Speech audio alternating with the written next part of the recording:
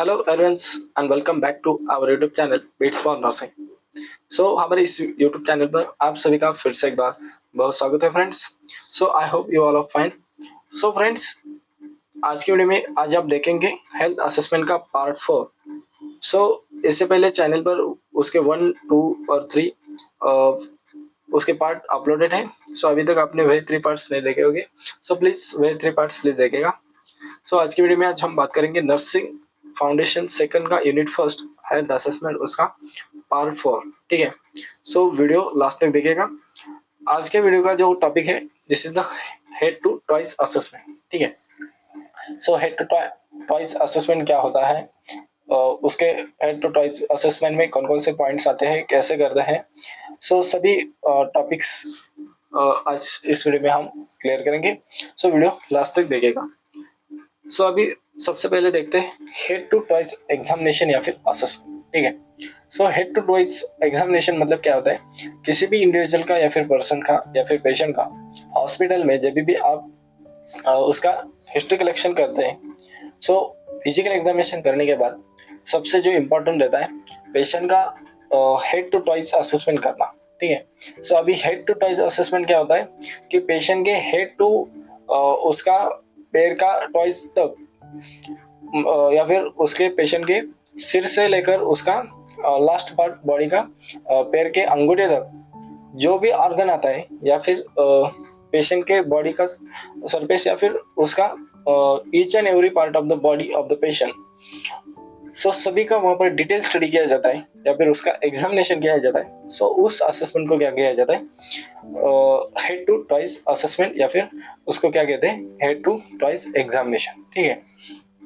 अभी head to toys examination कैसे करते हैं। पेशेंट का हेड टू टू एग्जामिनेशन करने के लिए वहां पर सभी पॉइंट्स को एक फॉलो करके या फिर उसका प्रोटोकॉल को फॉलो करके स्टार्टिंग पॉइंट जनरल अवेयरनेस से वहां पर लास्ट पॉइंट उसका जो एक्सट्रीमिटी लेते हैं, अपर एक्सट्रीमिटी और लोअर एक्सट्रीमिटी, उस पॉइंट तक सभी पॉइंट्स को फॉलो करके वहां पर आपको पेशेंट का हेड टू टॉइस एग्जामिनेशन करते हैं। ठीक है,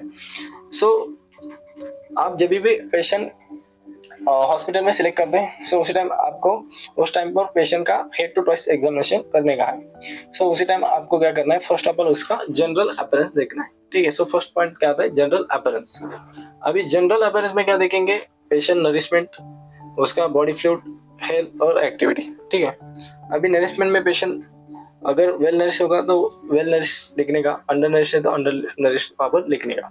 देन बॉडी फ्लूइड देखने का, बॉडी फ्लूइड में आप क्या देखेंगे, पेशेंट थीन है या फिर ओबेस है। ठीक है, देन हेल्थ में क्या देखेंगे, पेशेंट हेल्दी है या फिर अनहेल्दी। ठीक है, पेशेंट हॉस्पिटलाइज है मतलब पेशेंट अनहेल्दी ही होगा। ठीक है, उसके बाद एक्टिविटी, अभी पेशेंट उसकी एक्टिविटी मतलब एक्टिव है या फिर डल है या फिर टायर्ड। ठीक है, मतलब पेशेंट की एक्टिविटी कैसे, वो एक्टिव है या फिर डल, ऐसा ढीला है या फिर थका हुआ पेशेंट है। ठीक है, वहाँ पर as per your observation on the patient we right to the as per criteria of the head to toes assessment. ठीक है, नेक्स्ट पॉइंट आता है मेंटल स्टेटस। ठीक है, then next point is the mental status.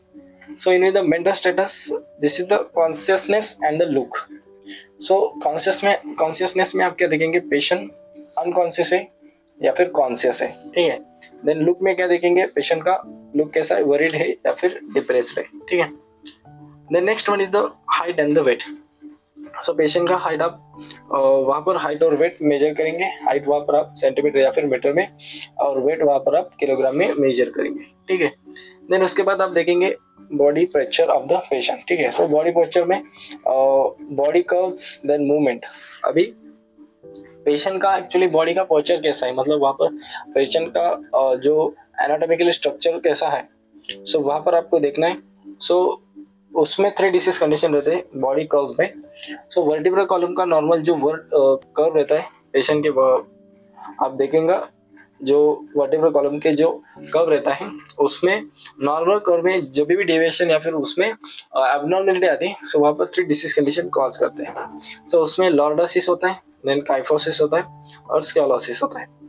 अभी lordosis क्या होता है, जो पेशेंट का नॉर्मल बॉडी का जो वर्टिब्रल कॉलम रहता है, उसमें जो लॉर्डोसिस के कंडीशन में क्या होता है, नॉर्मल वर्टिब्रल कॉलम में जो लंबर एरिया रहता है उसका बहुत अमाउंट में कर्व होता है, ठीक है। सो इनवर्ट कर्व होने की वजह से वहां पर पेशेंट को लॉर्डोसिस कॉज करता है, ठीक है।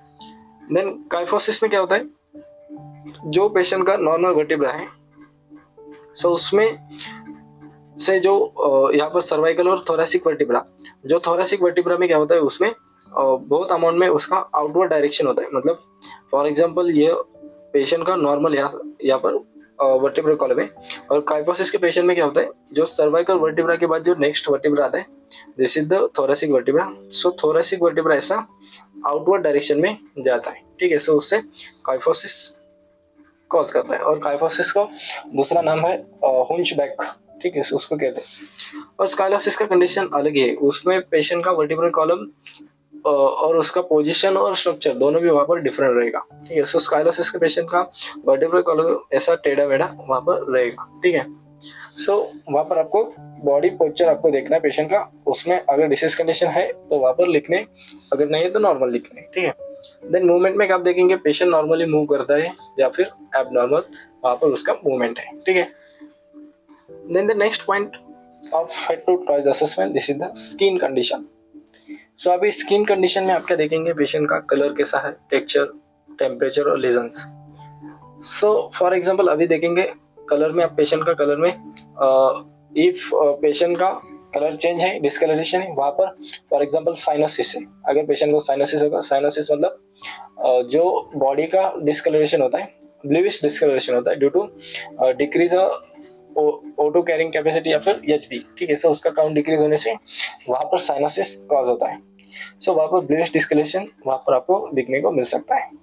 देन उसके बाद वहां पर टेक्सचर देखना है। अभी टेक्सचर क्या होता है, जो पेशेंट का बॉडी का एक्चुअली स्ट्रक्चर कैसा है, या फिर उसका बॉडी का या फिर स्किन का सरफेस, या फिर वहां पर उसका नेचर कैसा है, तो वहां पर आपको देखना है। सो ड्राइनेस है या फिर रिंकल है या फिर एक्सेसिव मॉइस्चर है पेशेंट के स्किन के सरफेस पर, so as per condition of the patient we right to follow the criteria of the head to toes assessment.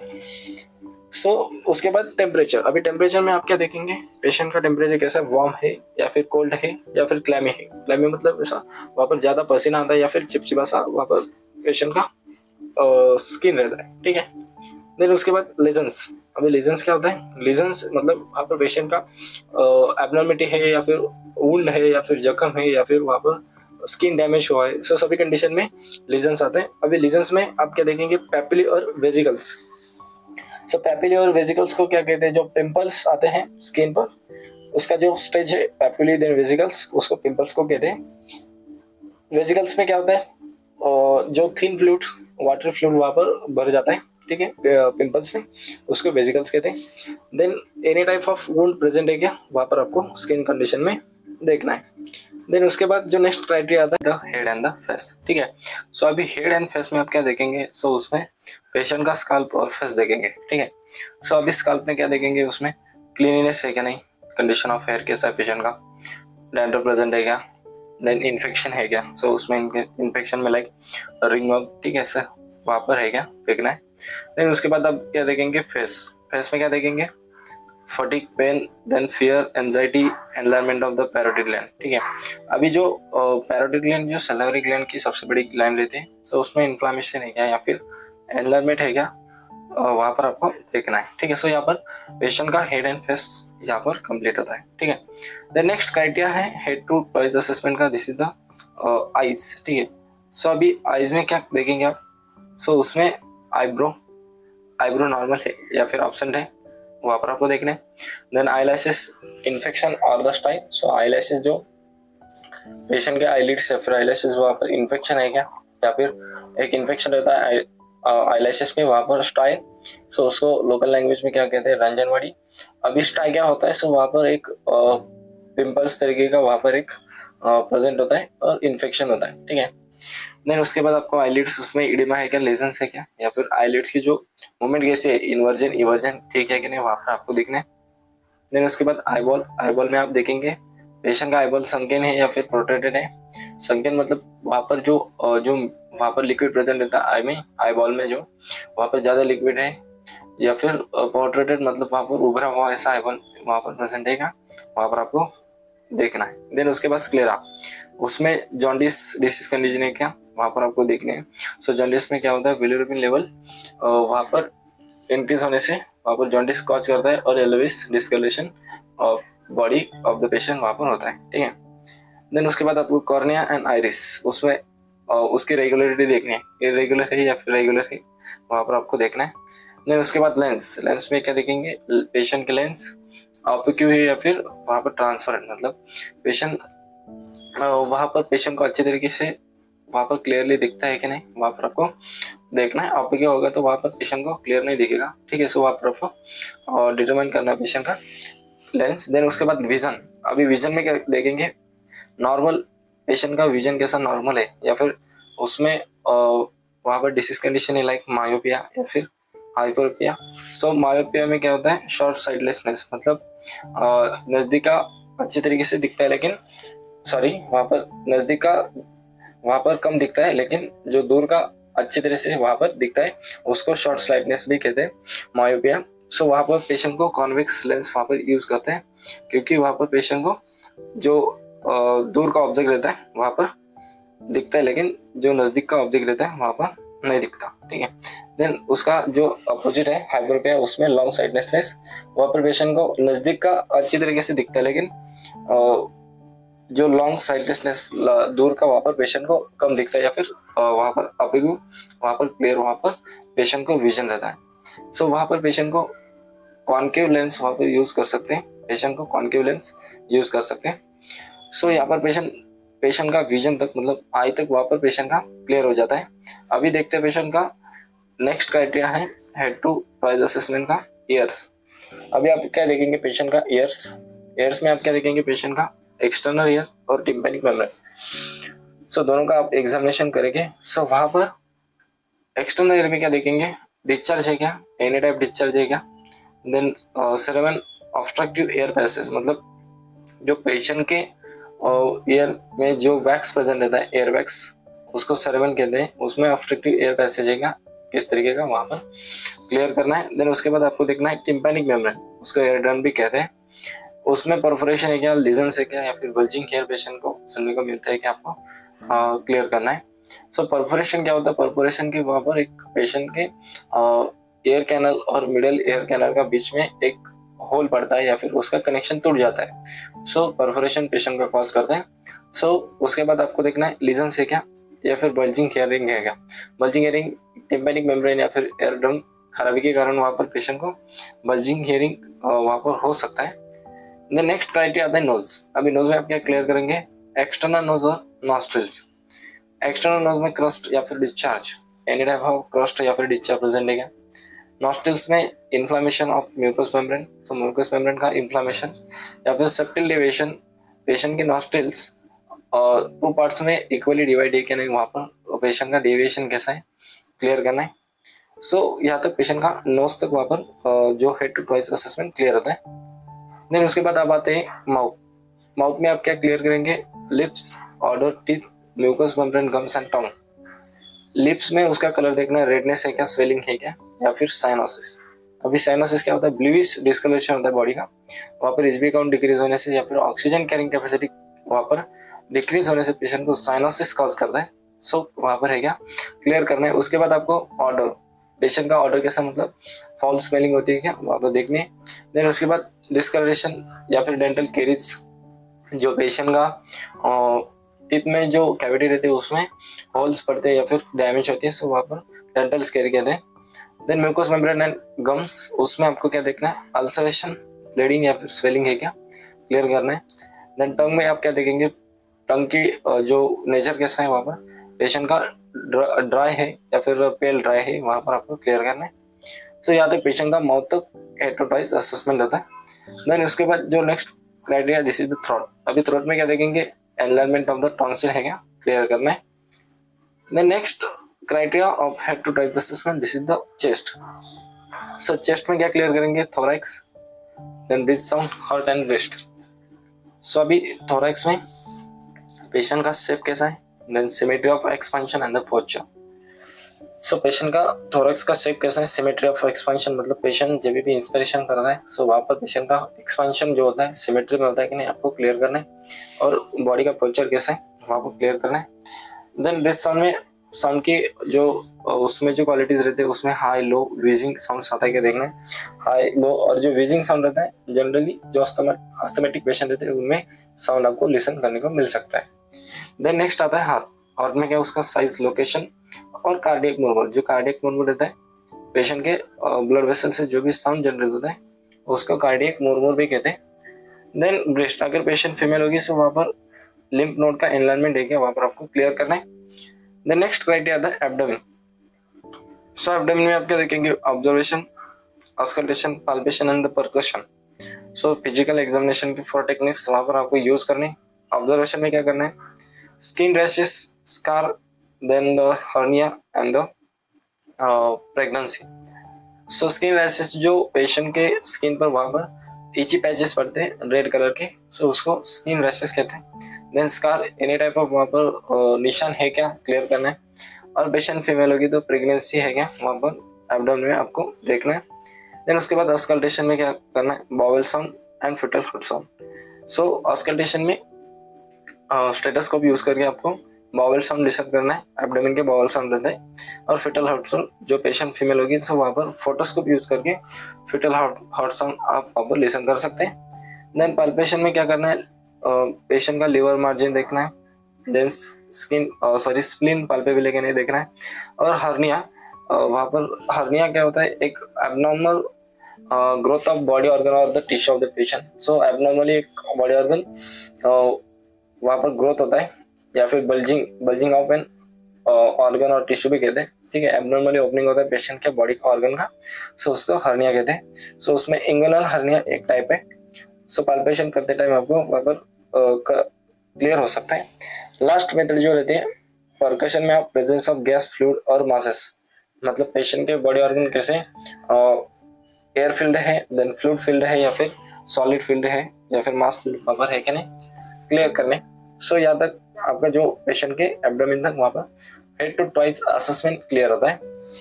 Then उसके बाद आप क्या करेंगे, नेक्स्ट जो हेड टू टॉइस असेसमेंट में आपके देखेंगे जेनेटेलिया। सो मेल और फीमेल उनका वहाँ पर आप जेनेटेलिया कैसे चेक करेंगे। सो अगर पेशेंट मेल होगा तो observe penis and testis for normal size, shape, colour, consistency and discharge of the inflammation. अगर पेशेंट मेल होगा तो वहाँ पर आपको पेशेंट का पेनिस देन टेस्टिस को ऑब्जर्व करना है नॉर्मल साइज के लिए, देन शेप के लिए, कलर के लिए और कंसेंट्रेसी के लिए वहाँ पर आपको ऑब्जर्वेशन करना है। देन उसके बाद डिस्चार्ज है क्या, एनी टाइप ऑफ डिस्चार्ज या फिर इन्फ्लामेशन है क्या वहाँ पर आपको क्लियर करना है। अगर फीमेल जेनेटेलिया फीमेल पेशेंट होगी so inspect external genitalia in which the pubic labia, then pubis labia and the perineum, then observe cervix for color, position, bleeding और the discharge, ठीक है। सो वहाँ पर पेशेंट अगर फीमेल होगी सो आपको पेशेंट फीमेल पेशेंट के एक्सटर्नल जेनेटेलिया वहाँ पर इंस्पेक्ट करना है। सो उसमें आप क्या करेंगे, प्यूबिस देखना है, लेबिया, पेरिनियम क्लियर साइज है कि नहीं, नॉर्मल साइज में है कि नहीं क्लियर करना है। देन उसके बाद सर्विक्स को देखना है, सर्विक्स जो यूटेरस का नेक रहता है उसको कहते हैं। So normally colour, position, size या फिर शेप उसका नॉर्मली है क्या एनाटॉमिकल पोजीशन से आपको वहाँ पर क्लियर करना है। देन उसके बाद ब्लीडिंग है क्या, एनी टाइप ऑफ ब्लीडिंग या फिर डिस्चार्ज है क्या, सो वहाँ पर आपको क्लियर करना है। देन उसके बाद आपको देखना है rectum and the anus. So उसमें क्या देखेंगे, inspect anal area of patient for haemorrhoids, rashes, then inflammation and the ulcer.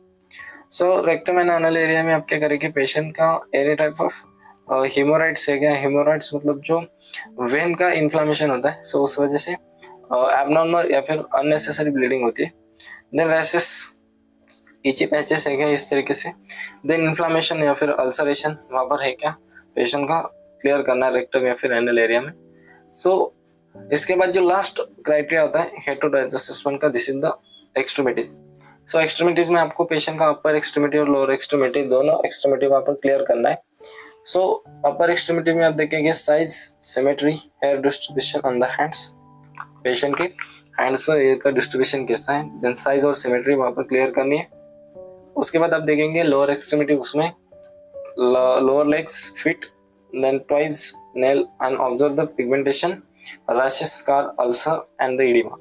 So extremity में लोअर के एक्सट्रीमिटी आप क्या देखेंगे पेशेंट के लोअर लेग्स उसके सिमेट्री या फिर उसका पोजीशन कैसा है, देन फिट और ट्वाइस और नेल वहाँ पर ऑब्जर्वेशन करना है। देन पिगमेंटेशन है क्या, any type of pigmentation present है क्या, यहाँ पर डार्क स्पॉट है क्या पेशेंट के स्किन पर वहाँ पर क्लियर करना है।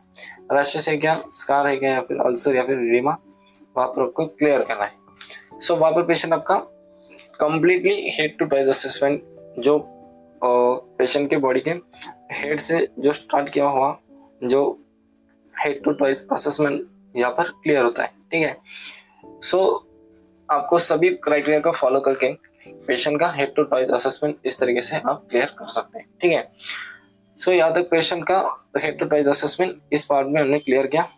सो जो भी हेल्थ असेसमेंट का जो बचा हुआ पार्ट है अगले वाले आने वाली वीडियो में हम क्लियर करेंगे। So remaining part in next class. तब तक के लिए थैंक यू फ्रेंड्स। फिलहाल ये वीडियो कैसा लगा कमेंट करके बताइएगा।